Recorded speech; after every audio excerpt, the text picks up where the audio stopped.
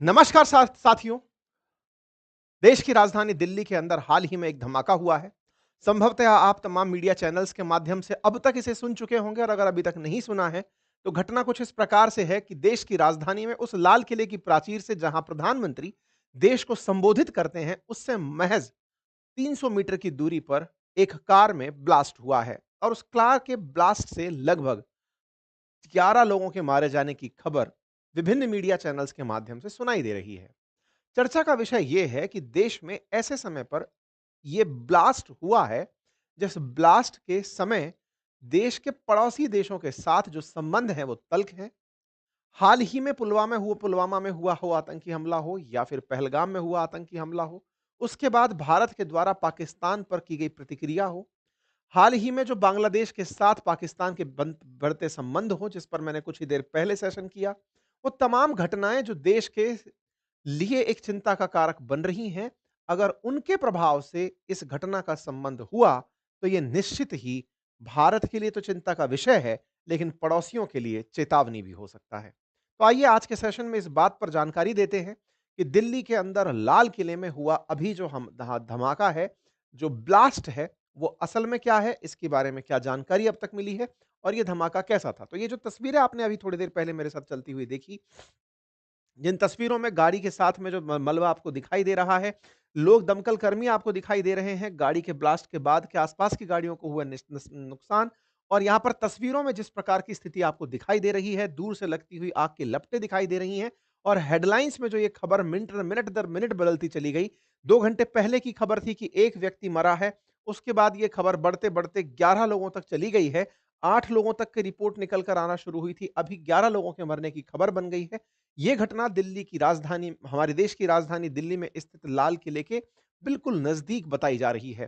कहा जा रहा है कि सुबह मतलब शाम को लगभग 7 बजे के आसपास 6 बज के 52 मिनट पर फोर्ट मेट्रो स्टेशन का जो गेट नंबर 1 है, वहाँ चलती कार में धमाका हुआ, जिसके आसपास खड़ी 3 और गाड़ियाँ जल गई। इस स्थिति को अगर आप दूर से देखें तो ये कुछ इस तरह से कैमरे में कैप्चर हुई। यहाँ पर लोगों में अफ़रा-तफ़री का माहौल था। समझ नहीं पा रहे थे। कुछ लोगों ने जो ये धमाके सुने वो बहुत ज़्यादा इससे विचलित हो गए। ये जो तस्वीरें आप देख रहे हैं, ये तस्वीरें लोगों में पैदा हुए पैनिक की हैं। दूर से इस कार के अंदर लगी हुई आग दिखाई दे रही है। बड़ा सवाल यहाँ पर जो बनता है कि क्या ये जो धमाका हुआ, इस धमाके के पीछे आतंकी थे? क्योंकि शाम 7 बजे से लेकर अब आप जब इसको सुन रहे हैं लगभग 11 बज चुका है। इस समय तक अभी भी किसी आतंकी समूह के द्वारा इसकी जानकारी नहीं दी गई है। कोई ने इस बात को स्वीकारा नहीं है कि उनका ये हाथ है। दूसरा, भारत सरकार की तरफ से भी इसे आतंकी हमला कह कर के रिपोर्ट नहीं किया गया है। अभी किसी भी मीडिया रिपोर्ट में ये बात निकल कर नहीं आई है कि देश की सुरक्षा एजेंसियों ने इसे आतंकी हमला करार दिया हो। इसीलिए सब जगह ब्लास्ट लिखा आ रहा है कि दिल्ली में ब्लास्ट हुआ है। अब ये ब्लास्ट कैसे हुआ है, इसकी जांच करने के लिए तमाम टीमें जुट चुकी हैं। अपने-अपने स्तर पर जांच एजेंसीज़, एम्बुलेंसेज़ सब चीज़ें पहुँच रही हैं। चश्मदीदों के बयान हैं, जिसमें उनका कहना है कि उन्होंने कभी जीवन में इतना तेज़ धमाका नहीं सुना। जिन्होंने इस तरह के दृश्य देखे, वो खुद विचलित हो गए हैं। लोगों का बयान है कि ये बहुत ही भयानक स्थिति थी। दूर-दूर तक इंसानी जिस्म के टुकड़े जो हैं, वो पड़े हुए दिखाई दिए। जो लोग वहाँ पर हैं, जो आस-पास हैं, उनके द्वारा जो मीडिया में दिए बयान हैं, उनसे प्रतीत होता है कि धमाका बहुत तेज़ था। लाल किले मेट्रो स्टेशन के पास चलती हुई कार में जो ये ब्लास्ट हुआ है, ये 300 मीटर दूर लाल किले के नज़दीक हुआ है। लाल किले की प्राचीर से ये जो जगह है, ये बहुत नज़दीक है। वहाँ जहाँ पर प्रधानमंत्री संबोधित करते हैं राष्ट्र को, उस जगह के बिल्कुल डायगोनली 150 मीटर की दूरी अगर देखी जाए तो उस घेरेबंदी से है, जहाँ पर ये ब्लास्ट हुआ है।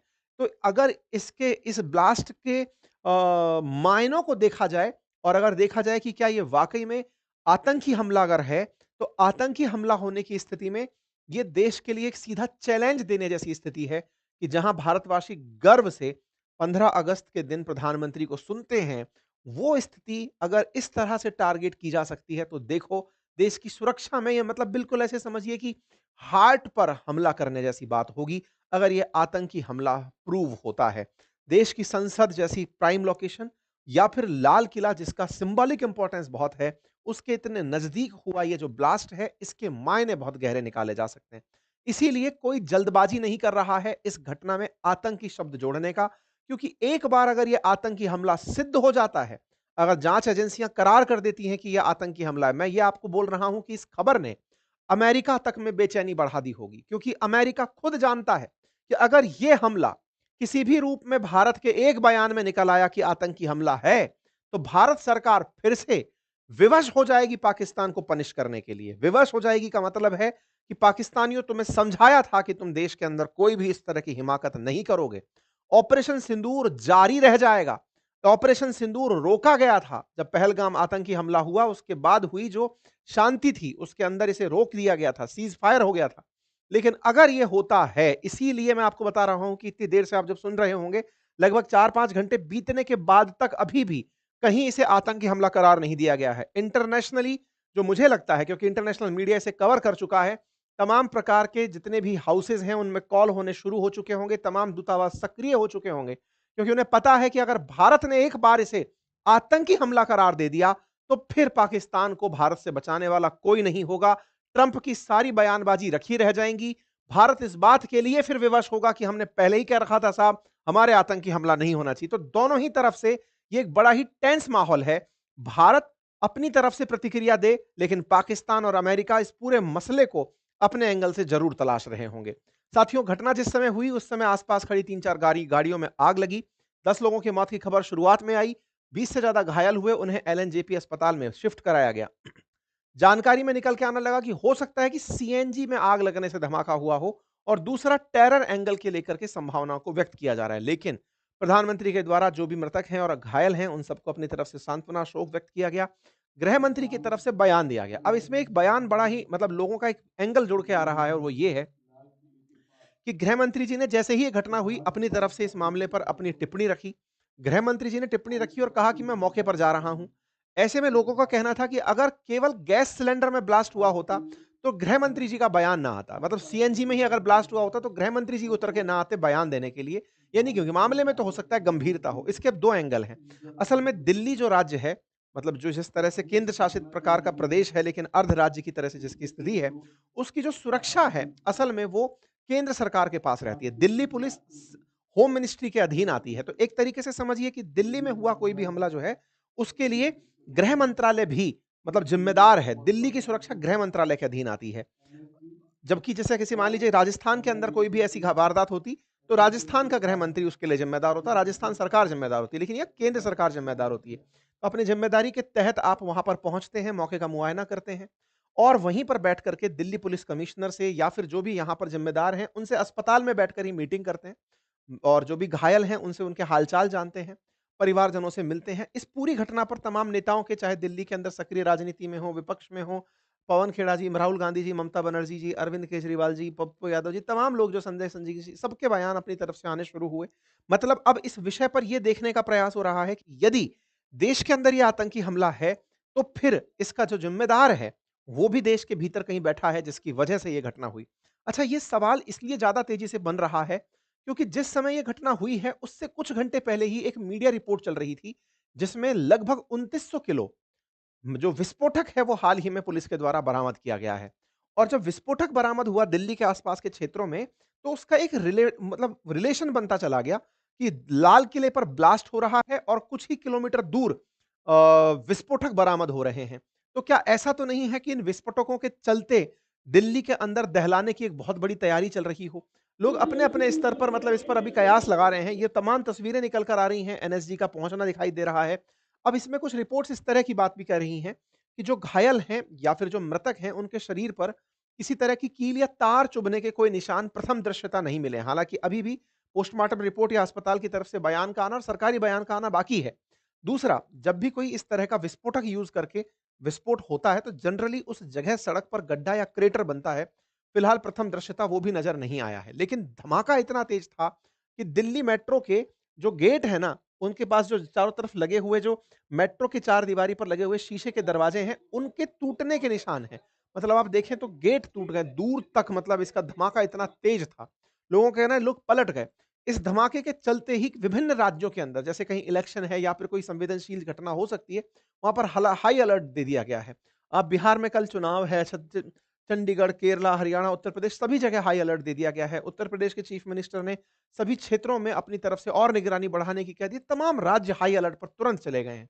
ऐसे समय में जब एक खबर इस तरह से कुछ घंटे पहले आई हो कि कश्मीर का एक डॉक्टर अरेस्ट हुआ फरीदाबाद के अंदर, जिसके पास 360 किलो विस्फोटक था और ऐसे ही एक 2563 किलोग्राम अमोनियम नाइट्रेट के साथ, जो कि विस्फोटक बनाने में मेजर कंपोनेंट है, उसके साथ जब पकड़ा गया, तो ये सारी खबरें निकल कर आया कि फरीदाबाद के एक डॉक्टर हैं, मुजम्मिल, फरीदाबाद से हैं, लखनऊ से एक महिला डॉक्टर है शाहीन, इन्हें गिरफ्तार किया गया। जम्मू कश्मीर पुलिस ने हरियाणा के फरीदाबाद में ये मतलब काम किया, तो जम्मू कश्मीर पुलिस ने ये सारा काम देखा।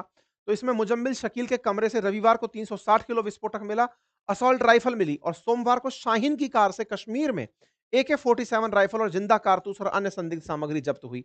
और ये जो मुजम्मिल जो फरीदाबाद के अल-फलाह यूनिवर्सिटी में पढ़ाता है, ये पुलवामा के कोयला का रहने वाला है। तो जम्मू कश्मीर पुलिस आई और उसने यहां पर आकर के दबिश दी और उसने ये जब देखा कि यहां पर इस तरह से चीज हो रही है, ऐसे ही 7 नवंबर को जम्मू कश्मीर पुलिस ने, असल में आपने कुछ दिनों पहले रिपोर्ट देखी होंगी कि जम्मू कश्मीर में एक साथ मल्टीपल जगह रेड पड़ी थी। अभी पुलिस ने बहुत सी जगह पर छानबीन की थी। क्यों? क्योंकि 7 नवंबर को जम्मू कश्मीर पुलिस ने सहारनपुर में से डॉक्टर आदिल अहमद को गिरफ्तार किया था। वो अनंतनाग का रहने वाला था। तो असल में लीड से लीड निकलती चली गई और ये जानकारी मिलकर आने लगी कि इतना किलोग्राम विस्फोटक दिल्ली के आसपास पहुंचा दिया गया है।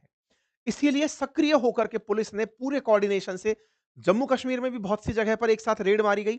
ऐसे ही दिल्ली के आसपास और जितने भी संदिग्ध जगह हैं वहां पर रेड मारी गई। तो पता चला कि 2900 किलोग्राम आईईडी बनाने का सामग्री जब्त हुआ है और ये जैश-ए-मोहम्मद और गजवात अल हिंद जैसे प्रतिबंधित संगठनों से जुड़े हुए व्यक्तियों के द्वारा किया गया काम था।